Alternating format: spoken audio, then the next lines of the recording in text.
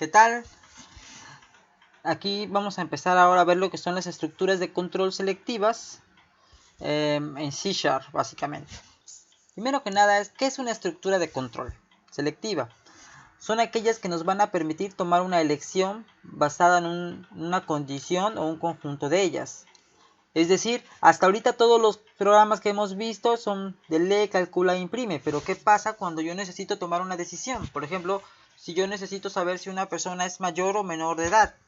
Si yo necesito saber si un valor numérico está entre 15 y 20. Si yo necesito saber si una persona es de sexo masculino o sexo femenino. ¿Okay? Ahí ya no me sirve nada más leer, calcular o imprimir. Yo necesito un mecanismo que me permita saber si es uno o es otro. Y esa es una estructura de control selectiva y se hace a través de una condición. Como nos muestra aquí, hay una condición. Si la condición es verdadera, hará alguna instrucción. Pero si la condición es falsa, se va por otra instrucción. ¿Ok? Entonces, básicamente de eso se trata, de tomar decisiones y que en base a la decisión que tome, ejecute un conjunto de instrucciones si la condición es cierta o ejecute otro conjunto de instrucciones si la condición es falsa.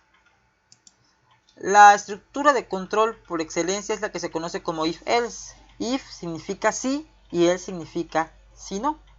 En C# se escribe de la siguiente forma: if y entre paréntesis va la condición. Entre llaves ponemos las sentencias que queremos que se ejecuten si la condición es cierta. Si y solo si la condición es cierta, ejecuta este conjunto de instrucciones que están aquí entre llaves abajo del if. Pero si no, la parte del else ejecutará otro conjunto de instrucciones. Cabe mencionar que el else es opcional, ¿sí? Podemos tener un if sin else, pero no podemos tener un else sin if. Ese es un hecho, ¿ok? Entonces, si y solo si se cumple la condición, ejecuta todas las sentencias que están aquí abajo del if. En caso contrario, en caso de que la condición no se cumpla, podemos poner un else y poner ahí las sentencias que nosotros queremos que se ejecuten cuando la condición es falsa. ¿Ok? Así es como funciona un if. Ejemplo. Aquí tenemos la variable n1 y n2, que son de tipo entero. Y aquí se le están asignando dos valores. n1 igual con 10 y n2 igual con 15. Y preguntamos si n1 es mayor que n2. Esa es la condición. Si es cierto que n1 es mayor que n2, entonces va a mandar a imprimir console.write, el mayor es, y manda a imprimir el valor de n1. Aquí estoy ocupando un signo de más, es otra manera de mandar a imprimir, donde me va a colocar directamente el valor de n1. Es otra modalidad de hacerlo. Pero si no se cumple la condición, ¿qué ocurre si no se cumple la condición? Pues se va a ir por el else y me va a decir el mayor es n2. Me manda a imprimir el valor de n2. Entonces, si la condición es cierta, ejecuta la primera parte, donde me dice que n1 es el mayor. Si la condición no es cierta, se va por la parte del else y va a decirme que el mayor es n2. Así es como funciona.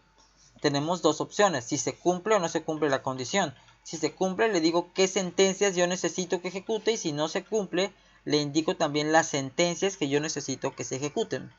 ¿Ok? Entonces aquí este programa, a partir de dos números dados, me dice cuál es el mayor de ellos. Aquí, por ejemplo, a partir de un número, nos diga si está entre 15 y 20. Yo aquí tengo int n1 y le asigno el valor de 10. Y fíjense, aquí yo necesito, es un rango de valores. Que el número esté entre 15 y 20 significa que el número es mayor o igual a 15. 15, 16, 17, 18, 19, 20 y así hasta el pinche 1000. Pero no debe pasar de 20. Entonces estoy acotando el rango. ¿Sí? Entonces fíjense cómo está construida la condición. Dice, si n1 es mayor o igual a 15, ¿ok? Y n1 es menor o igual a 20. Tienen que cumplirse las dos condiciones. Cuando nosotros tenemos un AND, recuerdan que estos operadores del doble ampersand significa un AND, se tienen que cumplir las dos condiciones, que sea mayor o igual a 15 y que sea menor o igual a 20. ¿Ok? Si me da el valor de 14, pues sí es menor o igual a 20, pero no es mayor o igual a 15. Entonces ya no se cumplen las dos condiciones, por lo tanto no va a decirme que sí está en el rango. Si yo le doy el 21, me va a decir, pues sí es mayor o igual a 15, pero resulta que no es menor o igual a 20. Entonces no se cumplen las dos condiciones, por lo tanto no está en el rango. Se va a ir por la parte del else. Yo tengo que darle, por ejemplo, el 16, si es mayor o igual a 15, y también es menor o igual a 20. Entonces se cumplen las dos condiciones y me dirá si está en el rango. Va a depender del valor de n1 en este caso. Por eso es que pregunta si n1 es mayor o igual a 15 y es menor o igual a 20. De esa manera ocupamos los operadores lógicos. Cuando ocupamos un y es porque se van a cumplir todas las condiciones. Si ocupáramos el doble pi, que es el OR, bastaría con que una de las dos se cumpliera. ¿Ok? Entonces en este ejercicio básicamente estamos viendo cómo poner un rango de valores y cómo utilizar lo que es el AND dentro de una condición. Yo puedo unir varias condiciones con AND y tendrán que cumplirse todas las condiciones, deberían de ser ciertas para que se ejecute la parte del if. Con una que no se cumpla se va a ir por la parte del else. ¿Ok? Bien. Ahora, la otra estructura de control es la estructura de control switch. Esta estructura de controles se utiliza cuando una variable puede tomar valores diferentes y dependiendo del valor que tome será el conjunto de instrucciones que yo necesito que ejecuten. En este caso la sintaxis es switch, expresión o variable que esté aquí, y si la variable vale 1, por ejemplo, ejecuta la instrucción o instrucciones y termina con un break. Caso 2, instrucción o instrucciones y termina con un break. Y así sucesivamente. Tantos casos como yo necesite. El break debe de ir. Es importante que lleve el break. Si no se pone el break, se sigue de largo ejecutando las demás instrucciones hasta que encuentre un break. Por lo tanto, el break debe de ir forzosamente.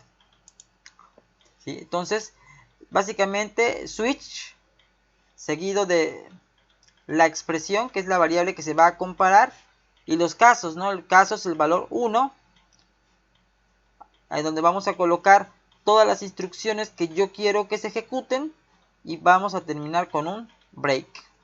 Ahora, está el default.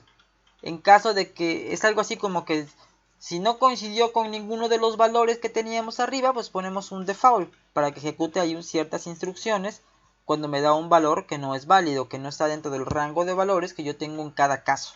Es decir, que no pertenece a ninguno de los casos. Más adelante vamos a ver un ejemplo y van a ver que esto les va a quedar bien claro. Aquí, por ejemplo, yo tengo a partir del número de día que nos dé el nombre del día. Tengo in día, que es una variable de tipo entero, y le asigné el valor de 3. Switch día, es decir, dependiendo del valor de día, si día vale 1, el primer caso, pues me imprime lunes y termina. Si día vale 2, imprime martes y termina. Y así, si vale 3, imprimirá miércoles y termina.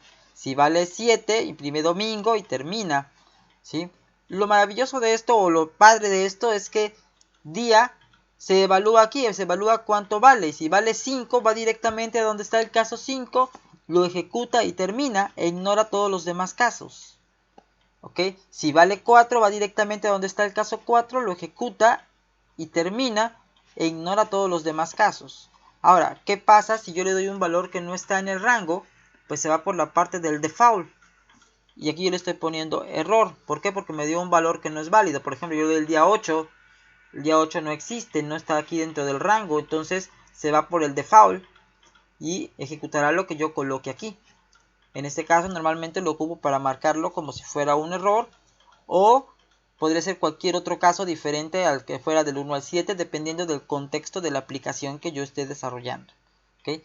¿Cuándo vamos a ocupar un switch? Cuando tenemos opciones, cuando tenemos casos, cuando tenemos tipos, ¿ok? Y que dependiendo del tipo, de la opción o del caso, yo necesito que ejecute un conjunto de instrucciones diferentes, ¿ok? La ventaja de hacer esto es que pues va directamente al caso que le corresponde, ¿ok? Y ejecuta la instrucción que está ahí, sin mayor preámbulo. Si utilizáramos un if, analizaría if por if hasta llegar al que necesite. Por lo tanto, en ese caso no es tan óptimo utilizar un if. Aquí en estos casos lo mejor es utilizar un switch. cuando tenemos casos, cuando tenemos tipos, cuando tenemos opciones. ¿Ok? Cuando tenemos instrucciones como estas, donde tenemos que hacer comparaciones que son más complejas o comparaciones de dos o más valores, lo ideal es utilizar un if. ¿Ok? Entonces, esas son las estructuras de control básicamente. En el siguiente video vamos a ver ejemplos de if, de switch y ya un ejemplo donde combinemos tanto if como switch. Los veo en los siguientes videos.